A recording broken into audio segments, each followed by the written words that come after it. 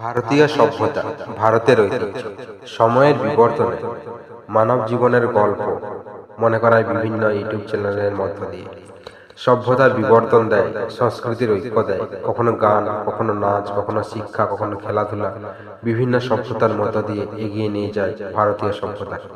সভ্যতায় ভারতের বিভিন্ন রাজ্য সমূহ রয়। সভ্যতায় বিহার, ঝাড়খণ্ড, উড়িষ্যা, পশ্চিমবঙ্গের গল্প রয়। সভ্যতার ভাবনায় কতই সংস্কৃতি দেয় মুম্বাই। সভ্যতায় উত্তরপ্রদেশ, মধ্যপ্রদেশের গল্প রয়।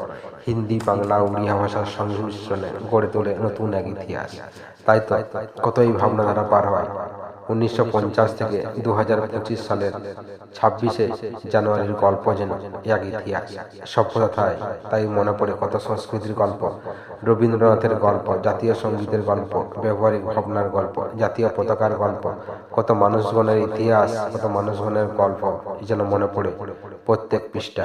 সভ্যতায় পলিটিক্সের গল্প নয়, সভ্যতার বিবর্তনে ভারতের ইতিহাস যেন এক সংস্কৃতি, সময়ের ভাবনায় ঐক্যের গল্প দেয়। তাই মনে করায় কত গল্প যেন পার হয়ে গেছে, কত সংস্কৃতি যেন পার হয়ে গেছে।